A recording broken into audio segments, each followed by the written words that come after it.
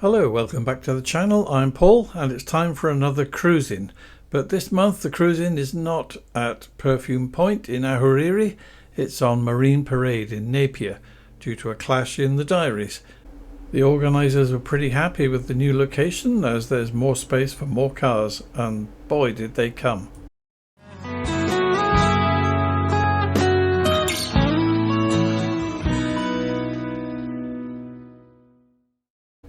You can see the whole length of the display area here. I'm told there were more than 500 cars by the end of the event. They were still arriving as we filmed this. So we started at just around 9 AM. It's Sunday the 1st of December, the first official day of summer in Hawke's Bay.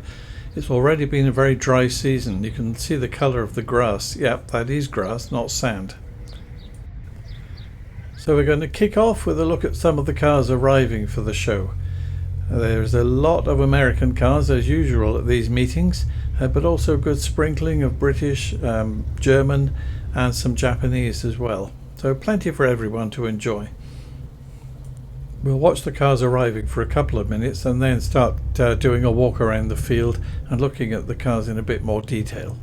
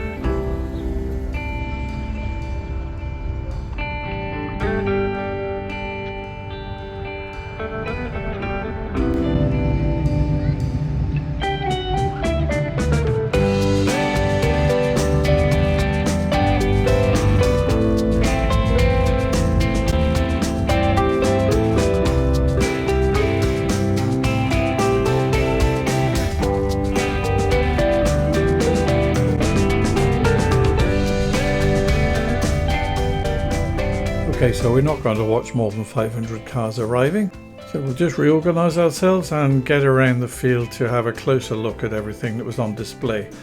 It's very noticeable actually looking down on the displays from the air, not only the colour of the grass, but look at the colours of the cars. There's so many different colours. I'm pretty sure if you were to do the same thing with a collection of modern cars, it would be white, black, grey and not a lot else. It was good to see all these different shades.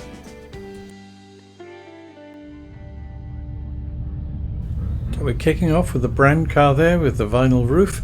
It's a 1974 Chrysler, looking very good in the sunshine there. And beside it, the dark red Damask, is it? That's the Triumph Stag, of course. We've seen that one at the shows before, but you can't see a Stag too many times. Just the sort of car I'd love to drive on a sunny day like this.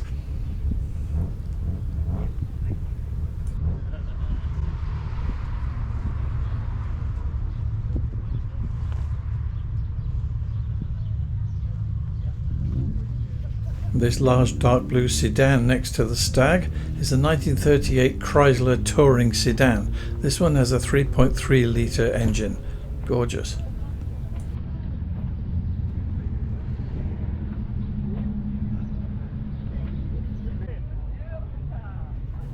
Like chalk and cheese 30 years later, and is a 1966 Ford Mustang.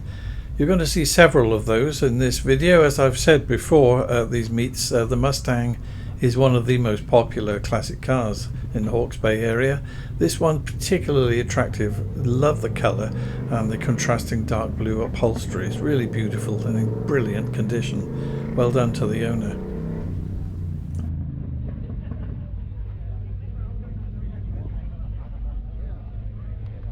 A 1948 Cadillac DeVille has a 7.7 litre engine.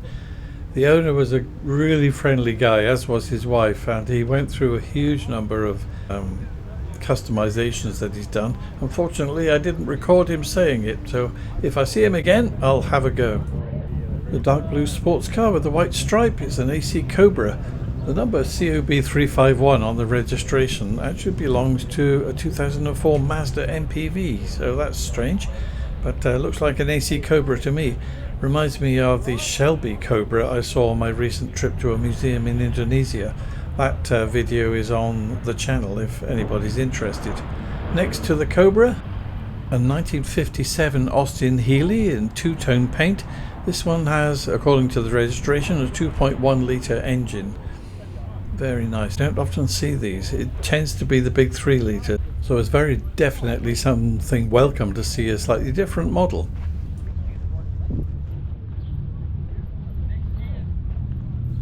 I believe I've seen this one before, but not sure. The red car, of course, is a Corvette. Lovely styling. Next to that is a modern Chevrolet, but behind it, tucked in there, looking very small, Hillman Super Minx Estate. We've certainly seen this one before. First registered in 1966, has the 1725 Roots Group engine. Looking pretty tidy on the inside there. Love that dash. Can't see it too many times.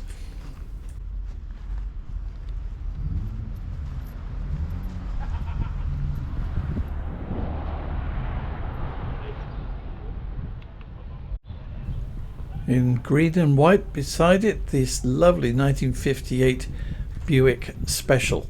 It's I think a V8, judging by the plate being 5 Buick 8, has a 6 litre engine. And what a nice interior. I'm getting to appreciate these cars more and more as I see them more often. Beside the Buick, this one obviously much more modern. This is a 1978 Ford Fairmont with a 4.9 litre engine. Very nice colour there. Reminds me of a Hillman Avenger backlights there, but a much bigger car.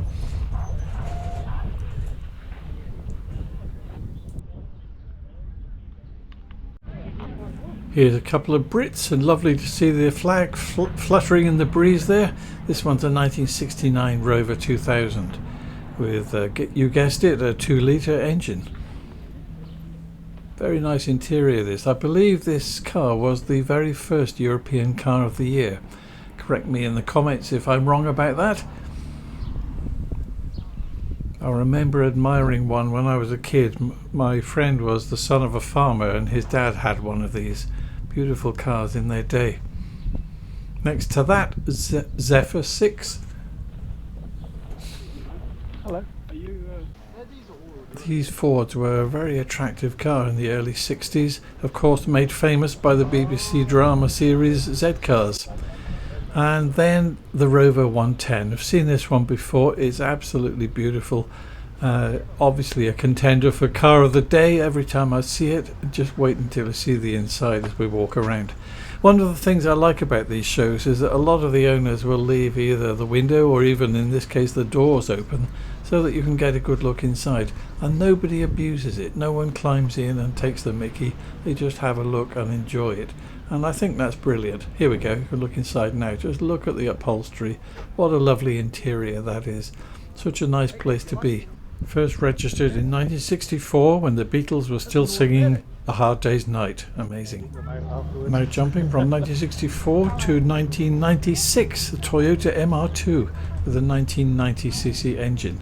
I think it still looks great all these years later. Such a shame that Toyota don't make those anymore.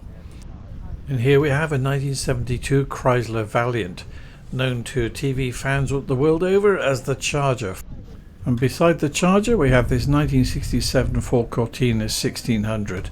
This one's a Mark II and the badging says it's a Super. Obviously not the original wheels there, but that's okay. We can get a good look at the interior thanks to the owner for leaving the windows open so we can have a good look. Makes all the difference.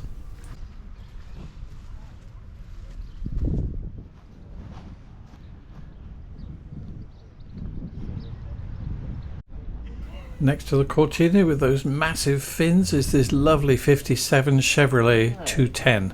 This has a 4.6 litre engine and again a really interesting interior. Just look at that. Can you imagine a European car having that interior?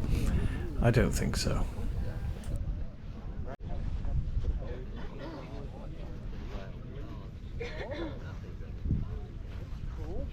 And look at this little chap. He looks happy enough.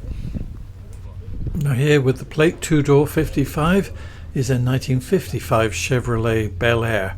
7.2 litre engine on this thing. What a monster, but it's absolutely stunning.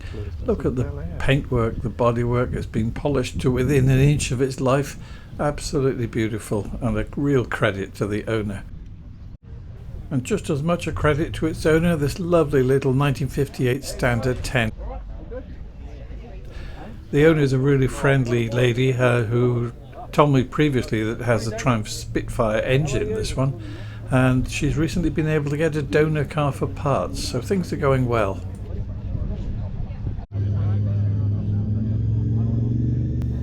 Make a mental note of the Daimler Sovereign on the right there. The owner, a young guy called Bradley, approached me and was kind enough to agree to be interviewed about the car. That's coming up after we finish looking around all the cars on display. Meanwhile, we'll continue walking along the foreshore here. And again, one of the great things about these shows is it's all kinds of everything, no rules. And here's a Hillman Super Minx, just when you least expected one. Pretty sure I've seen this one before. I remember the green. And we can get a peek in through the window. Yep, there's the dash, the Roots Group design. Very distinctive, completely different to anything Ford, Vauxhall or BMC were doing. This one first registered in 1966. And the 1725cc engine like the previous Estate we saw. And incredibly, built in the same year is this 1966 Ford Thunderbird. It's described as a four-town Landau, meaning convertible, 6.4 litre engine. And again, look at the interior, it's absolutely beautiful. The chrome surrounds on the seats, the leather. I really like that. What a car. Beside the Thunderbird, a couple of Morris Minors, the pickup and the saloon. I've seen these a number of times, so I don't have anything new to say about them, but both beautifully presented, as always. When your classic car cover is coming up for renewal, try our club scheme arranged with Peter James Insurance. It offers great rates and a range of exclusive benefits, including free salvage retention and multi-vehicle options. Just click the link in the description below to get a quote. This red and white car is a 1959 Ford Thunderbird, so built or registered the year after I was born, 5.8 litre engine. And again, no expense spared. Just look at the interior on this. Incredible thing. I can absolutely see why people fall for these old American classics. They're just stunning. Yes, it's OTT, but isn't it amazing? We'll probably never see their like again.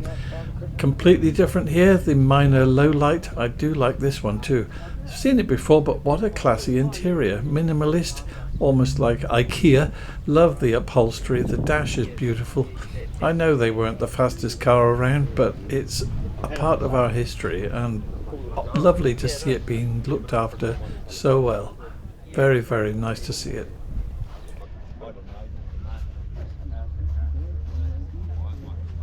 Next to the Minor is this two-tone Ford Zephyr. This one's from 1961, 2.3 litre engine. It says it's for sale, so anyone interested, you can stop the video and you should be able to make out the number on the sign there in the windscreen. And here's another car for sale. It's a 1992 JBA Falcon. This is a custom build from 1993cc engine. Lovely interior, the dash is great, and I really like the styling. It is for sale. Go on, you know you want to. That's yours truly frowning. I was having a technical problem with the cameras. Once I got the camera working, I noticed a lovely couple of ladies admiring this red beauty. It's a 1963 Ford Zodiac Estate.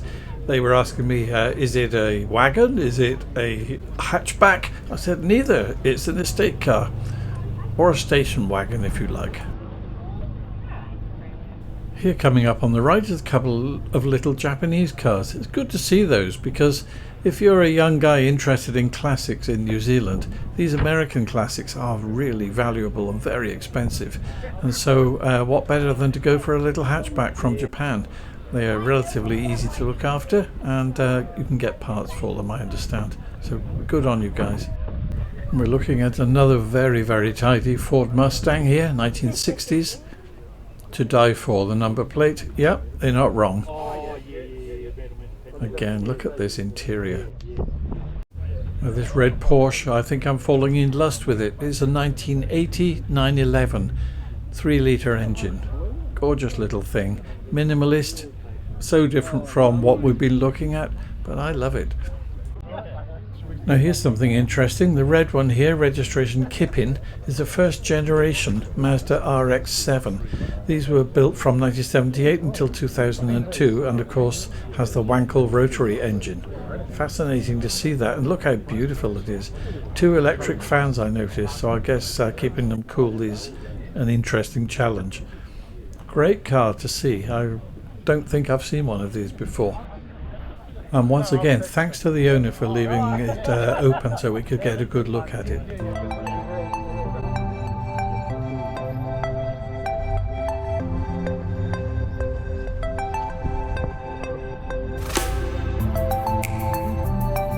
Here, lurking behind something else, is Alfie's, a 1986 Jaguar XJS V12, 5.4 litre engine.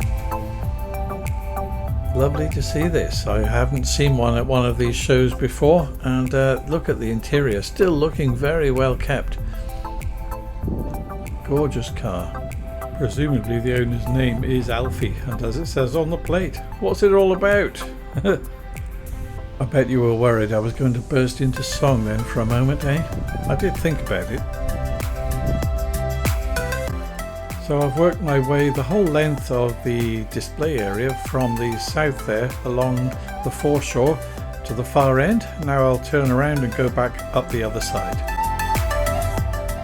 Kicking off with this black one, it's a 1981 Pontiac Trans Am with a 5.8 litre engine, a modern Mustang beside it, and then the blue one here is a 60s Mustang. Now just after that, 2 Brits, 2 versions of the Ford Capri. They're both blue, as you can see. This first one is a 1974 Capri 3-litre GT. In lovely condition. I have to say, of the Capri models, I tend to prefer the earlier ones. They've got a little more shape to the bodies with that crimp along the side. But let's switch across. This one is a 2-litre S. Great condition. First registered in 1982. A credit to the owner, as was the other one.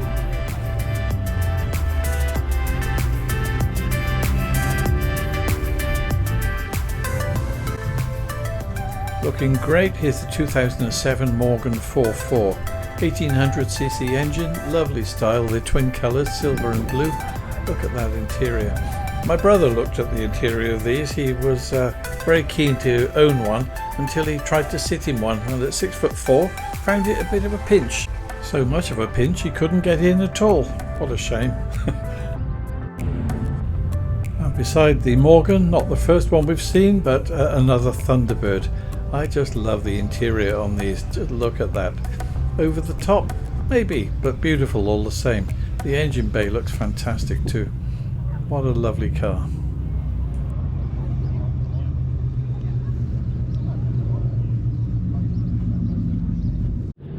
And here's another 1960s Ford Mustang, looking really good in this pale metallic blue. I do like the light colours on them, they look good.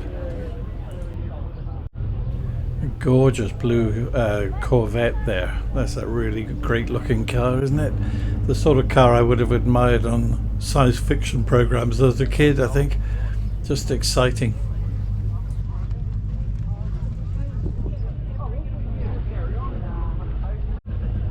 I just couldn't get over the dimensions of this blue and white ute or pickup for our British viewers. This one's a 1959 Ford Ranchero, very stylish, beautiful condition. Just got to admire that. And again, appreciation to the owner for leaving the window open so we could take a look inside. It's great to see the variety of cars at this show. Now look at this thing, this is out of the ordinary. This is a 1965 Cadillac Eldorado 4.7 litre engine, and it's, well, pink, as you can see.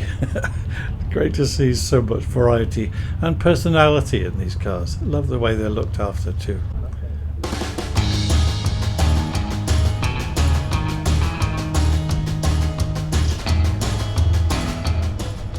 And here's an old friend from multiple previous shows, the white Singer Vogue from 1965, 1600cc engine. Great car, lovely friendly owner too. Oh, he saw me, look at oh yeah. Now this BMW is another one that's familiar from previous shows, 1987 325i, 2.5 litre engine. Really nice car, beautiful bodywork on that.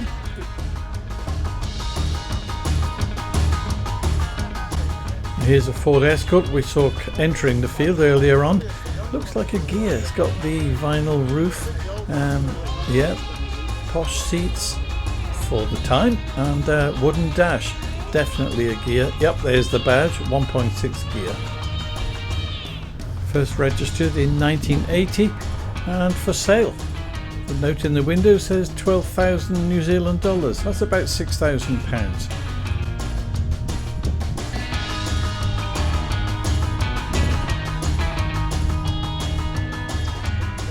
Here's a rare beastie, the white car. Love the styling. It's a 1972 Toyota Crown with a 2.5 litre engine. It's just so different to anything else that was around in 1972.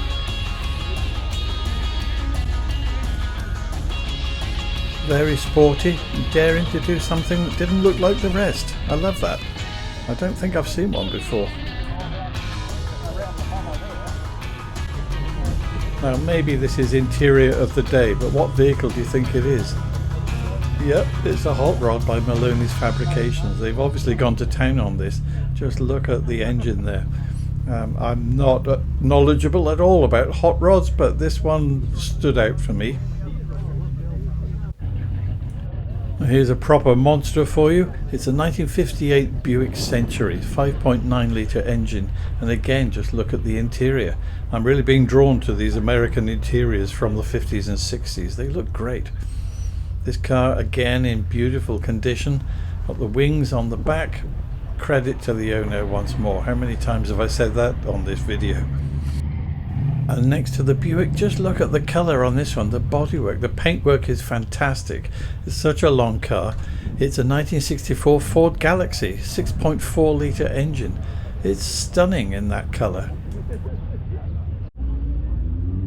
Some people don't like green cars, but I think this Jag, it's a 1978 XJ 4.2. I think it looks great in this green colour. Really unusual and very attractive. Great condition too, this one. I'm sure I've seen it before at these shows, but bring it on. I'm happy to see it again. Just look at the interior there. Gorgeous. Classic Jaguar.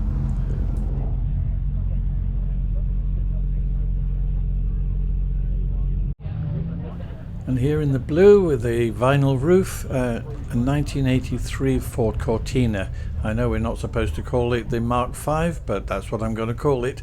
Velour interior. Haven't seen one of those in a while. Unusual colour blue that, but the car is smart, very tidy, very neat. Now we're going to finish this video with something a little different. I was looking at this Daimler Sovereign 1978 when its owner, a young guy by the name of Bradley, approached me and said he'd like to talk to us about the car and his history with it. So that's what follows. So, this is Bradley, the owner of this lovely Daimler here. Sam Bradley, yep, that's me. Hello.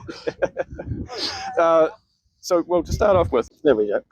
so it was bought brand new in early 1978 by my great uncle, Oh wow. Mr. Ellery, and it was owned by him, and he cared for it, and it was his baby all the way up until I bought it in 2022. So about 2 years now, 2.5 years. Nearly. Quite an extensive amount of repairs had to be made to the bodywork and some of the interior and bits and pieces like that. It's been tastefully upgraded in a couple of places. Oh yeah. Cosmetically and a couple of functional extras. But it's the original motor, original transmission, original diff. I haven't had to open up the engine at all. I've just tinkered around with the chain a bit just to quieten that down. I think I've got it pretty good at the moment. Yeah, so the pieces I've had to repair or had to get done. So apart from all of the consumables like spark plugs, leads, filters, coil. Oh, those things are just like changing your underwear, aren't they? Yeah, pretty much. Yeah. First, the driver's floor, it was rotted out completely. Okay. There was a hole down on this side next to the sill, and yeah, what had happened, what had caused that was we've plugged it up now, but there, if you look down here, there's a little stainless steel bolt just down there in that little bit down there, and it's got a little rubber grommet on there. And what that blocks up is a hole that was left in there by, we believe, the alarm technicians when it had an alarm on it, which was then subsequently removed later on. But that hole was never covered up. So that let all of the rainwater and debris and all that stuff just straight down into the footwell, and that rotted out. It's frustrating, isn't it, to think that this old car can last all that time, and then some plonker who doesn't do something properly causes so much trouble. Exactly. I know. I was thinking when you started telling me that, oh, well, British car from that era is going to rust, but actually someone caused it. Yeah, I know. You don't quite think of that, because you think, oh, they're still here. They've obviously been looked after. But that's not always the case. Not with some of the technicians. You know, it's a Friday. You know, they don't want to put all the effort into it. Anyway, you're quite a young guy to want a car like this. Is it because of the family connection, do you think? Well, or were you interested anyway? To start off with, I was interested in old cars, and I got to a point where I was bored with what I was doing. The job was boring. I didn't have anything really to do in my spare time, so I thought, well,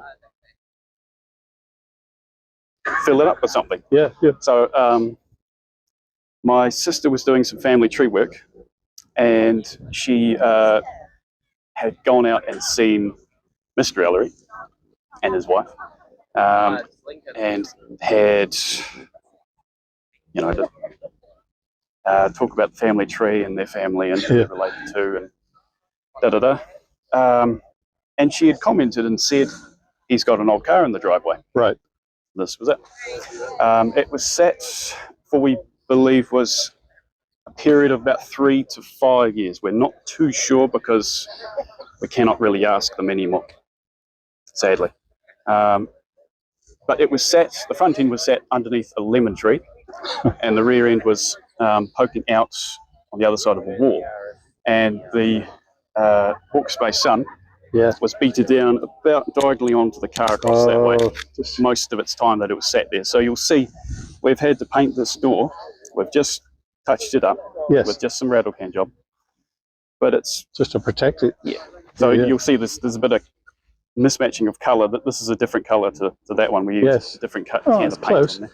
Not bad for a rattle can. No, not bad at all. And it does protect it. So did the leaves falling on it cause much of a problem as well? I believe some of that would have caused some of the rust on the roof. Yes. Although you've treated it all, haven't you? Yes, it's all been rust converted, but when it rains, when I drive it around, you'll see the calcium deposits start building up, and we have to clean them off all the time. But it's all treated. I don't have to worry about it rusting any further. Can we see inside the boot? Oh, yes, of course. We get the...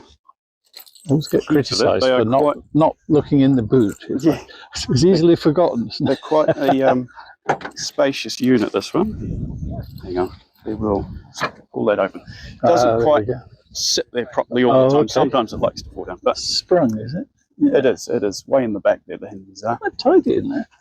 I've kept it quite tidy. The original jack is just there. The original tyre iron that came with the car. Spare hubcap, all the stuff in there. And just some extra tools and electrical bits and pieces. Have you watched any of the other videos on the channel I run? Because there's one about a Daimler Sovereign, 1985, that one of our... Oh, yes, recently I did see that when it the came guy out. Anthony, who calls it Earl. Yeah, no, that's right. I remember. It's kind of the other end of the spectrum, this one, because his has been... His one's a It's series. had a fortune spent on it, partly by him. Yes. So when you said you haven't had to take the engine apart, he'd be jealous of you there, because he has. I haven't had to spend very much to get this where it is now. Yeah. And I feel it's pretty comfortable. Engine runs smooth. The transmission's really, really... Like, you never have to open up the transmission on these. Really? Yeah. Can we hear the engine run before we... Oh, yes. We can. If you don't mind. It doesn't quite shut properly all the time, but it did there. Sometimes it's... So you didn't need to say that. We wouldn't have known. Yeah.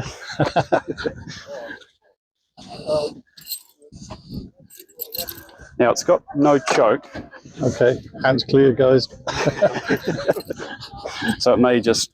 I don't want to film somebody having their hand chopped off. But it's warm, so it may just go.